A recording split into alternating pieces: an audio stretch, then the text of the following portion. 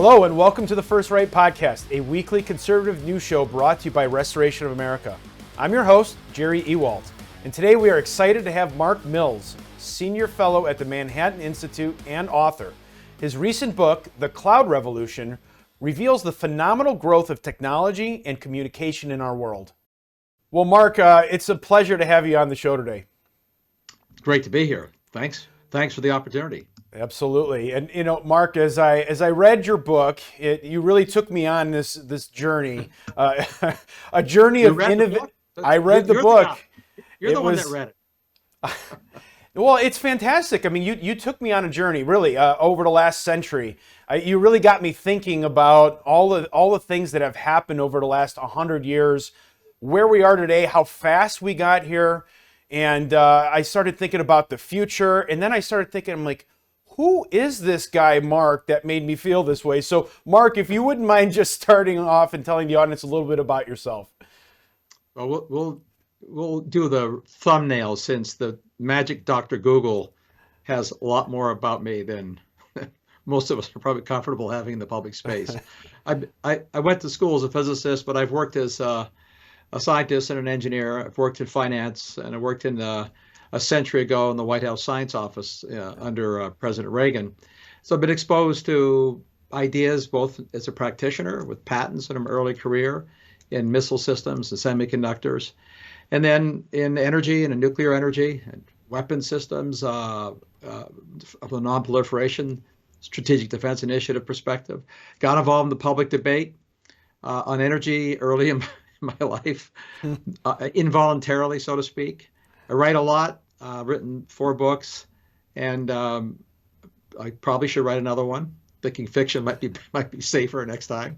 Anyway, so I guess I would say simplistically, when it comes to public policy issues relating to technology, forecasting technology, whether it's energy or artificial intelligence, the cloud, and how things work, try to be a fundamentalist. That is, I try to understand what's really being done, how things really work, and how they came to work.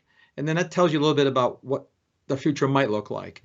So I think forecasting is a little easier in some respects than most people realize, and a little harder in other respects. Explain that. How is that so? Well, things that are going to happen in the next decade, which is why the focus of my book, the subtitle, The Roaring 2020s, the technological things, those are pretty predictable because they've already been invented. Things that get invented right now or tomorrow are not commercializable at significant scales in the next 5 to 10 years. It's just the nature of engineering. It's always been the case. There's no acceleration in that. So looking at the recent past, you know a lot about the near future. But the longer term future, going out, say, 20 years plus, is very difficult. But more importantly, the short term future's opportunities that technology permits are difficult to predict in the sense that they always intersect politics, people, and events that people engage in. So I have opinions about what will happen politically.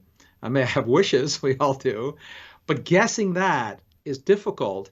And that always matters. You know, governments can Sovietize any economy. And with luck, the Sovietization trend, if you like, is pushed back in free markets. But it's not always pushed back. So technology tends to unravel in relatively predictable ways in the short term. Politics tends to be relatively unpredictable in the short term. And you can't avoid both. The intersection of both matters. Yeah, we're going to spend some time a little bit later on talking about, you know, the role that politics plays in technology and innovation and how that gets adopted in various countries throughout the world. But I think it's important to kind of let people understand how far we've come, and again, in a short period of time. And again, you talk about the roaring 2020s. So if you can compare what we're seeing today in the roaring 2020s, compared to what most people think of the roaring 20s, which would be 1920, what happened then versus now, and what are the similarities?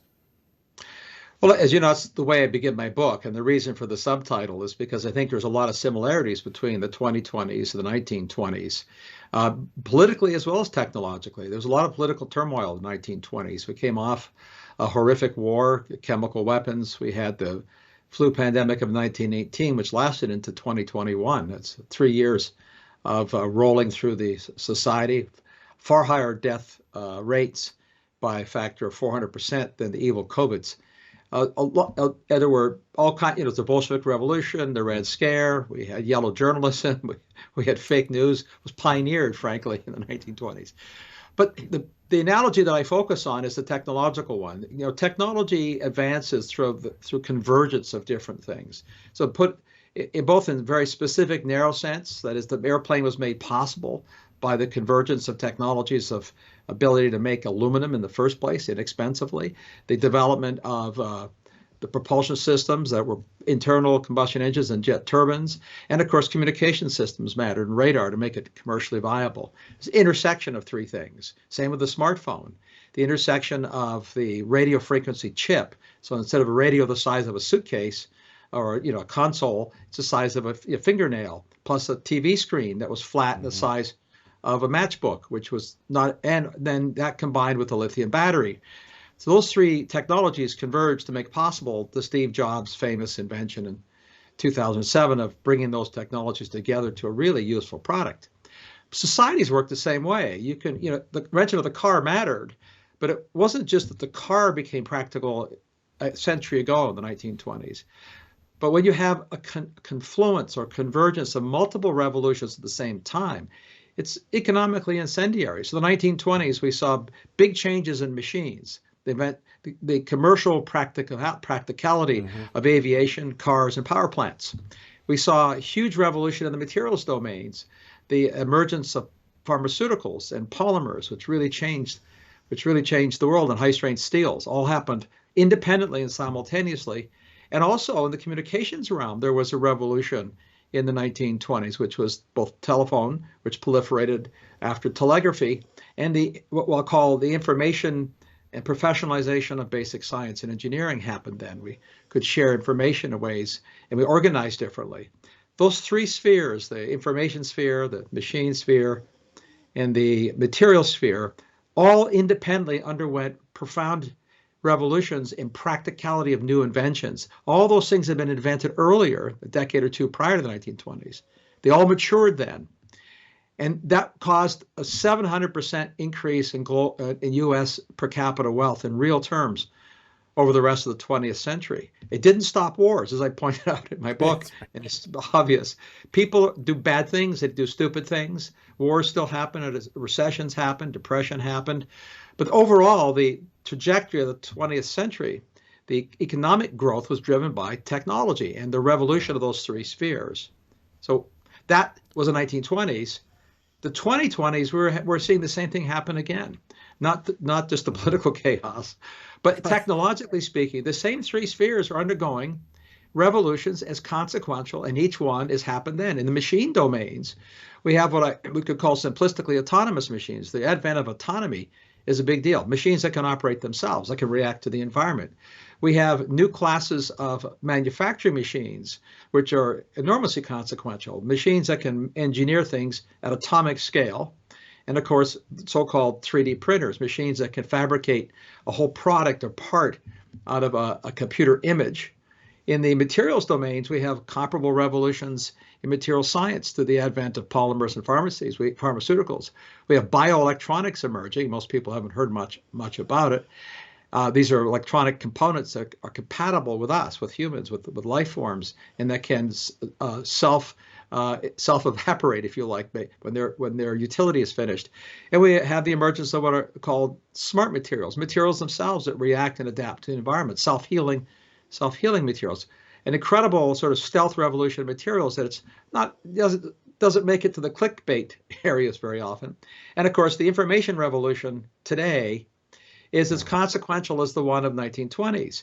At that time, we went from a world where most communication occurred at the speed of the horse, or a horse and buggy, or at best a train.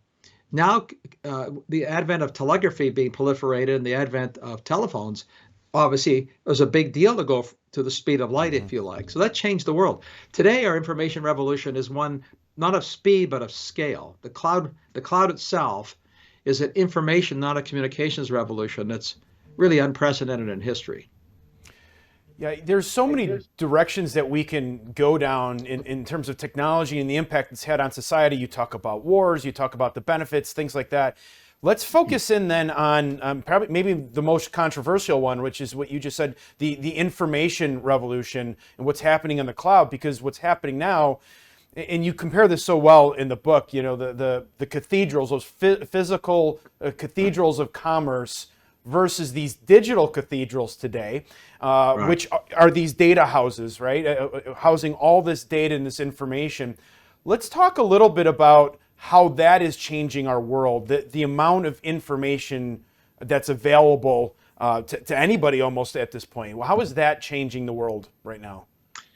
Well, first, you have to define the cloud, because the cloud as an infrastructure doesn't have a formal definition. But the cloud is as different from the telephone and internet networks as the internet was different from the telephone or the telegraph. It wasn't just a difference in scale and speed, it was a difference in convenience.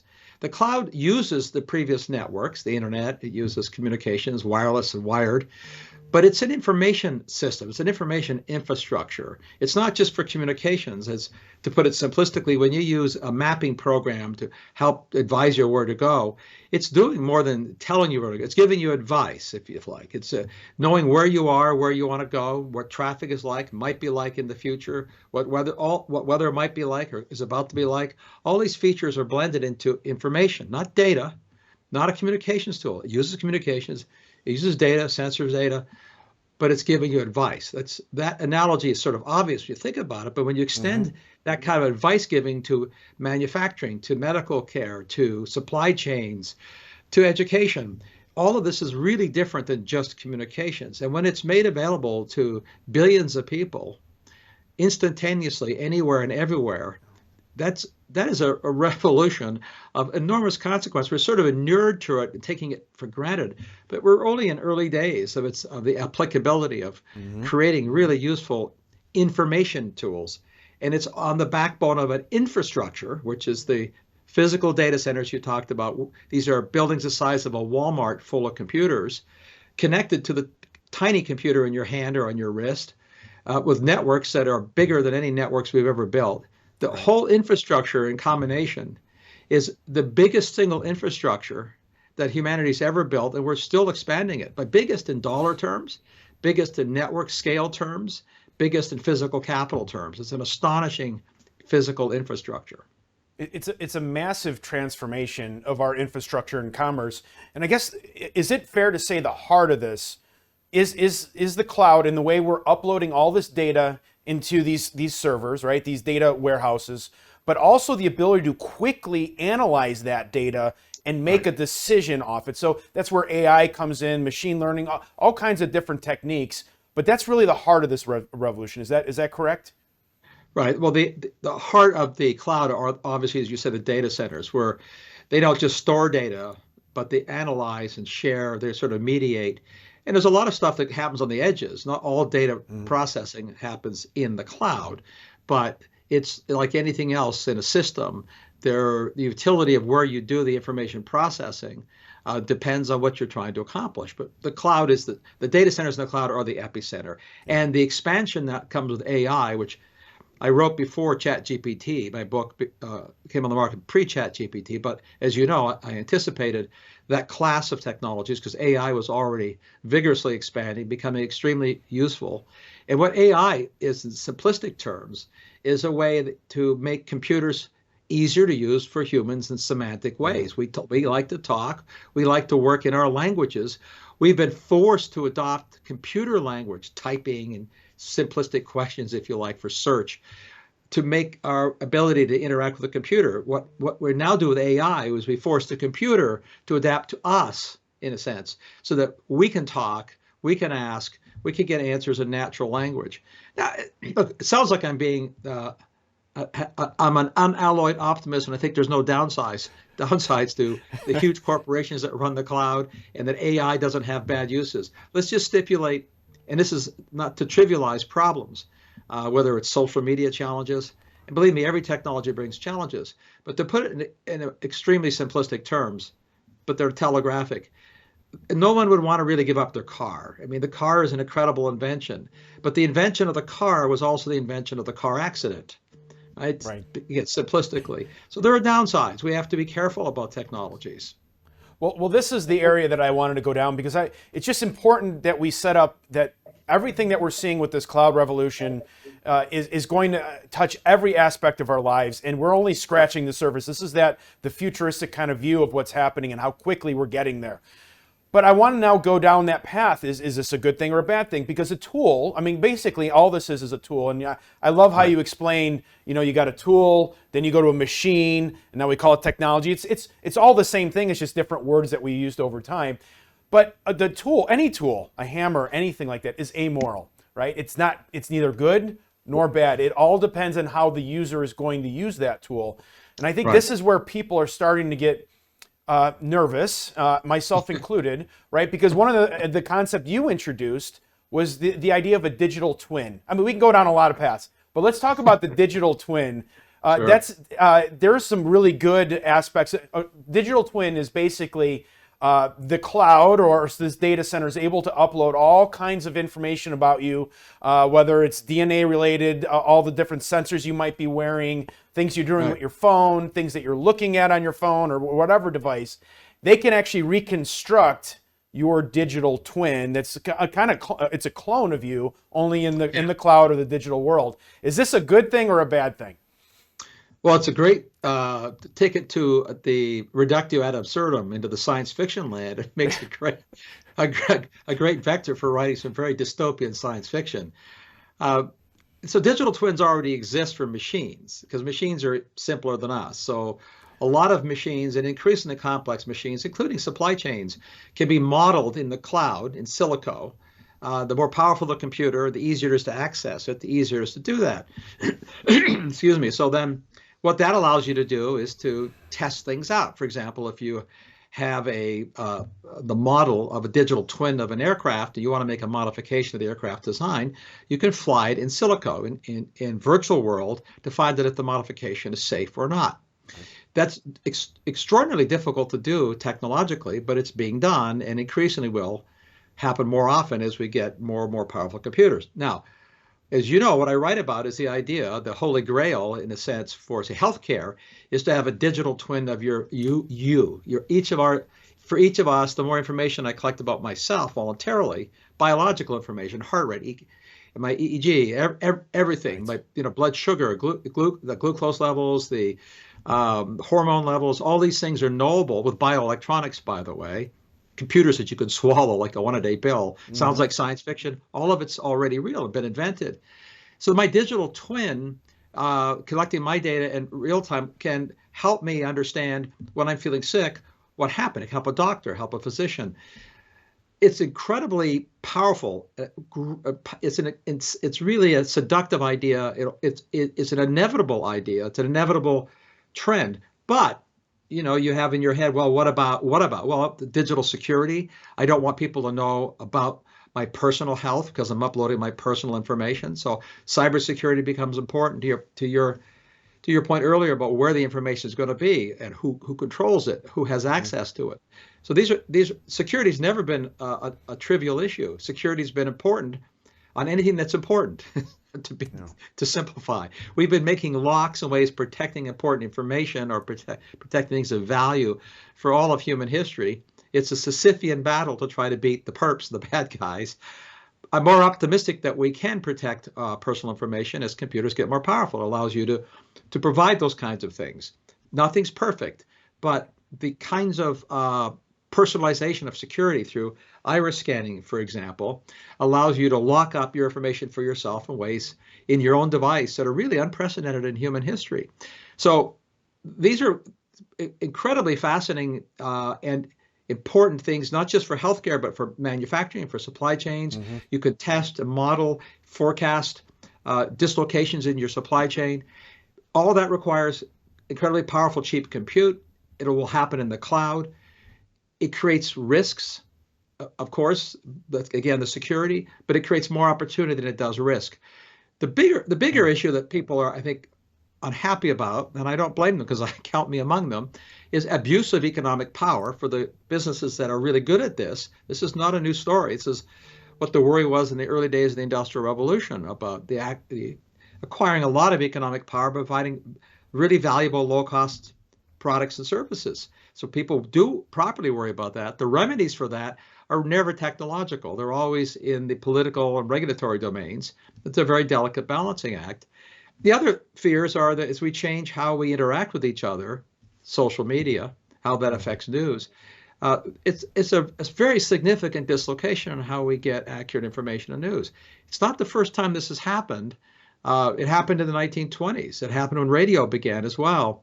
The challenges on figuring out how we get accurate information, how we share, how we deal with that politically, are not trivial.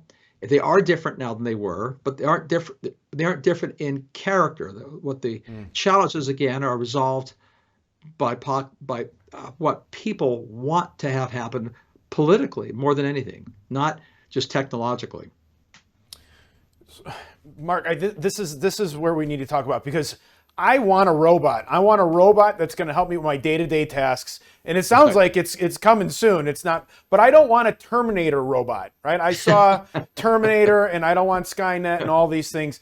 How do we make sure the robot is going to help humanity and not hurt humanity? So the question is, how do we get politics and government, how do we get that in line so that we can actually help humanity as opposed to harm it? Yeah. So this is where history matters. There's a lot of examples throughout history of where we've had to struggle with this transition to the proper and careful use of technologies when they emerge, as opposed to just rampant misuse. And again, it sounds simplistic, but you have to state it. There is no either easy answer or perfect answer. Yeah. But history shows us that we have developed answers. We've made technologies net beneficial to society, not net negative. This is not a new job. Doesn't make it any less difficult. But I think the fear that people have of virtual robots, which is AI, being smarter than people, and physical robots, the Terminator or C-3PO class robots, suddenly taking over or in combination, and they are related because the reason a physical robot can navigate the physical environment we're in, and there are lots of robots in the market today. Last year was the first time 1 million mobile robots were sold into global markets.